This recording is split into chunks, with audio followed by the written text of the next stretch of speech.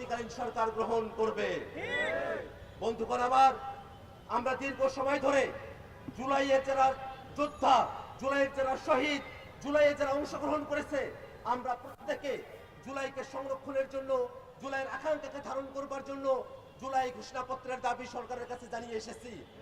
দুর্ভাগ্যের বিষয়, বিভিন্ন সময় সরকারের তরফ থেকে আমাদের কাছে সময় চাওয়া হয়েছে। সম্প্রতি সরকার 30 কার্যদিবস সময় চেয়েছে জুলাই ঘোষণাপত্র প্রণয়ন করবার জন্য।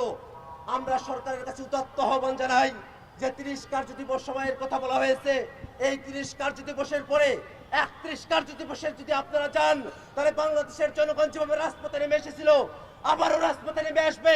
সেই রাজপথে নেমে আসার আগেই অন্তর্বর্তীকালীন সরকারকে জুলাইয়ের ঘোষণাপত্র প্রণয়ন করে জারি করতে হবে। বন্ধুগণ আমার, বাংলাদেশের রাজনীতিতে আওয়ামী লীগকে কোনোভাবে পুনর্বাসনের আর কোনো সুযোগ নাই। দলগতভাবে আওয়ামী লীগ বাংলাদেশের উপর যে গণহত্যা চাপিয়ে দিয়েছিল, যে মানবতা বিরোধী অপরাধ চাপিয়ে দিয়েছিল, সেই অপরাধের বিচার হতে হবে। সেই অপরাধের দায়ে যারা দায়ী আছে তাদের সকলকে যথোপযুক্ত শাস্তির আওতায় নিয়ে আসতে হবে। বন্ধুগণ আমার, ফ্যাসিবাদী দল হিসেবে, গণহত্যাকারী দল হিসেবে, মানবতা বিরোধী দল হিসেবে আওয়ামী লীগের কার্যক্রমকে নিষিদ্ধ করা হয়েছে।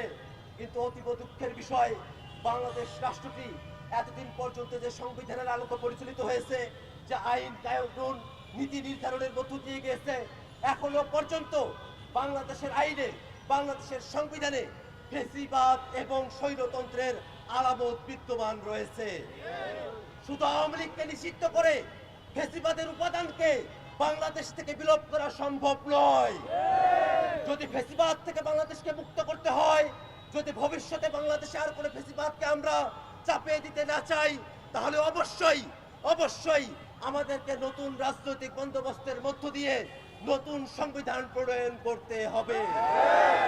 বাংলাদেশের রাজনৈতিক শক্তিগুলো, বিভিন্ন রাজনৈতিক পক্ষগুলোকে আমরা আহ্বান জানাতে চাই, আওয়ামী লীগের বিষয়ে রাজনৈতিক দলগুলো যেমন একাত্ম হয়েছে, তেমনি ভাবে সামনে ফ্যাসিবাদ বিরোধী ক্ষমতার ভারসাম্যপূর্ণ একটি সংবিধানের ব্যাপারেও অপর রাজনৈতিক দলগুলো একমত হবে, জনগণের ভাষায় কথা বলবে। আজকের প্রেস কনফারেন্স থেকে আমরা দলগুলোর কাছে আশাবাদ ব্যক্ত করতে চাই। বন্ধুগণ আমার, আজকের জনতা রাজপথে স্লোগান দিয়েছে, একটা একটা লীগ ধর, ধরে ধরে জেলে ভর। যদি আওয়ামী লীগের কোনো প্রেতাত্মা বাংলাদেশে কোন ধরনের সন্ত্রাসী কার্যক্রম চালাবার পায়তারা করে, যদি রাজপথে আসার সাহস করে, যদি কোথাও গোপনে মিটিং করবারও সাহস করে, আমরা জুলাই জনতার পক্ষ থেকে, এনসিপির পক্ষ থেকে আমরা জানান দিতে চাই, যেখানে আওয়ামী লীগের কোন দোষরকে পাওয়া যাবে সেখানেই তাকে প্রতিহত করা হবে, ধরে নিয়ে এসে তাকে বিচারের মুখোমুখি করা হবে, জেলখানায় পাঠানো হবে। বাংলাদেশকে কোনোভাবেই আওয়ামী ফ্যাসিবাদের দোষরদেরকে আমরা এক বিন্দু পরিবারে ছাড় দিতে প্রস্তুত নই। বন্ধুগণ আমার, এই আন্দোলনে বাংলাদেশের আপামর ছাত্র জনতা, বাংলাদেশের সকল রাজনৈতিক গোষ্ঠী যারা এই আন্দোলনকে সমর্থন দিয়েছেন, আন্দোলনের পাশে থেকেছেন, আপনাদের সকলকে জাতীয় নাগরিক পার্টি এনসিপির পক্ষ থেকে আমরা সাধুবাদ জানাতে চাই। আমরা আপনাদের সকলের অংশগ্রহণের মধ্য দিয়ে বাংলাদেশকে নতুন কাঠামোর মধ্য দিয়ে আমরা উন্নীত করতে চাই। বন্ধুগণ আমার, আওয়ামী লীগের কার্যক্রম নিষিদ্ধের দাবিতে যে আন্দোলন আমাদের চলে এসেছে, সে আন্দোলনকে ফ্যাসিবাদী ব্যবস্থা মুক্ত নতুন সংবিধানের দাবিতে আমরা পর্যবেসিত করতে চাই, বাংলাদেশকে নতুনভাবে আমরা পরিচালিত করতে চাই। সেই সংগ্রামে বাংলাদেশের আপামর জনতাকে অংশগ্রহণ করবার আহ্বান জানিয়ে আমি আমার সংক্ষিপ্ত বক্তব্য এখানে শেষ করছি। ইনকিলাব জিন্দাবাদ।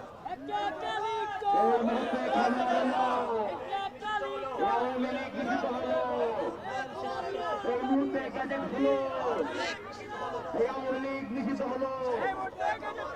মুহূর্তে গ্যাজেট হলো, এই মুহূর্তে গ্যাজেট হলো, আওয়ামী লীগ নিষিদ্ধ হলো।